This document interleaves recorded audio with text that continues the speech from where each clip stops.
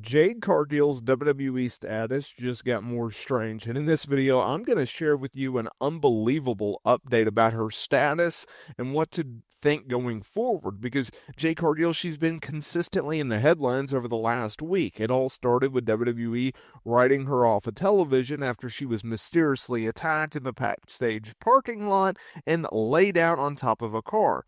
That caused various plans and various speculation as to what is going on with Jade Cargill. It was initially reported by Dave Meltzer that she was dealing with a legitimate injury. The angle was done to cover her absence off of television, something which WWE has done for literally decades. And they had to pull her from the WWE Women's U.S. Championship tournament, something in which she was a favorite to win. They also had to pull her from the Women's War Games match at Survivor Series, right? And then there was talk of, well, what do you do with the women's tag team titles? Her, Bianca Belair, they're the champions. Do you strip her of the championship? Do you have like someone like Naomi step in and replace her while defending the championships alongside Bianca Belair? Do you just put them on ice and not have the titles defended? What do you do? And then the crap storm happened. Thanksgiving, we're all enjoying our turkey. We're all enjoying our ham, our pies. And PW Insider drops a report. It changes everything when we talk about Jade Cargill. It is a true head scratcher of an update. When I saw it, I had to double take. I had to double read it. And I need you to know that, because this news, it is truly remarkable. So PW Insider has come out with a report, and they state that multiple WWE sources are saying that the claim that Jade Cargill is legitimately injured is 100% incorrect. Now, there was various reports and various rumors from multiple media outlets noting that she was injured, but that's not the case. She's not hurt at all. The attack on SmackDown is said to be part of a storyline and not to cover a real injury. The storyline injuries stated by WWE were all stated to set the stage for Cargill's return. Now, the story is that no one knows who sent Cargill through a car windshield. On Monday Night Raw, Bianca Belair said that she will work to find out who the attacker is. Now, with this update, it would obviously lead to the conclusion of, is there a plan for WWE to split Jade Cargill and Bianca Belair and start the WrestleMania feud? Because if they are planning towards it, a whodunit, a mystery attacker, it's a classic wrestling angle. You do a mystery attacker angle, and then the tag team partner is revealed to be that attacker. Here's the only problem with this. We've never seen Bianca Belair as a heel. I don't see her being necessarily the greatest heel. I could be wrong, and I'll tell you why. We've only seen her be as a babyface, and the reason that we've only seen her be a babyface is because A, she plays the part extremely well, and B, there has been no cry from the fan base that we should turn Bianca Belair into a heel.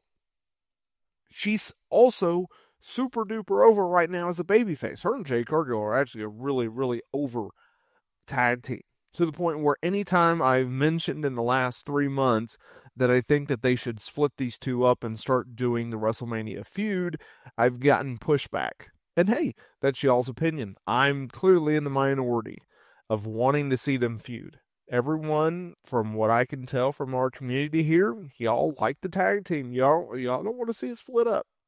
So, I don't necessarily think that's the greatest idea in the world to do. I've always thought, well, if you're ever going to turn them, you would turn Jade Cargill. She's a more natural heel. She already has showcased her heel abilities in AEW. I think WWE can do a better job with her as a heel. There's a lot of credence. There's a lot of faith in Jade Cargill being the heel versus Bianca Belair being the heel. Not to say that Bianca can't pull it off. I just think that let's go with our natural course. This update is mind-boggling to think that WWE legit worked everyone, within the wrestling business media space into thinking that, yes, this was a legit injury, and yes, she's going to be out for a while, when in fact it's not, when in fact it's a storyline, when in fact they've changed multiple plans because of it. So my next question is, well, how long are they going to play this out? Right? Like, okay, you've changed the US Championship title plans. Okay, you've done that. You changed War Games.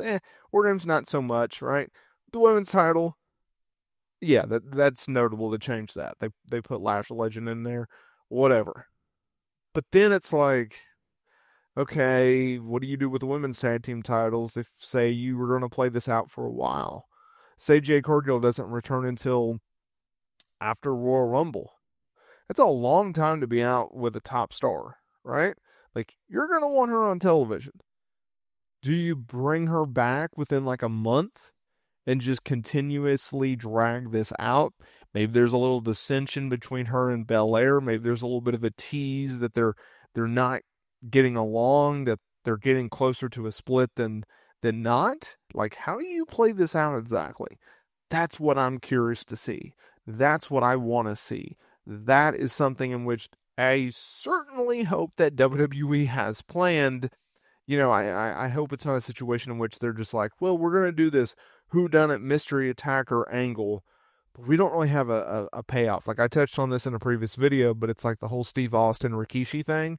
When Steve Austin had his neck injury and he had to go away for a year because he had to get neck surgery, and they're like, well, we'll just do a mystery attacker. We'll have someone run him over, and it's like, well, who ran him over? Well, we don't know, but we'll figure it out when he comes back. And then he came back, and they're like, so who ran him over? And they're like, we don't know. We'll just give him Rikishi because we can beat Rikishi, and maybe we can make Rikishi a top star. And that clearly did not work. So, if we're building towards her and Bianca, it's weird. And, like, I don't know what the storyline explanation would be. Because, like, usually if a tag team partner turns on you, it's either, well, you recently dropped the women's tag team titles, or you dropped the tag team titles in general. Maybe your partner is starting to elevate above you, right? They're getting a little bit bigger reaction. They're getting a little bit stronger. But I would say that Bianca's actually more over than Jade Cargill, right? From fan base reaction on social media to their pops in the arena. Like, maybe she's jealous because she thinks the machine is behind Jade. Like, I guess you could say that story. I don't know how they do this, but I'm going to be very, very curious as to seeing how they do it. Let me know in the comments below, what do you think they're going to do?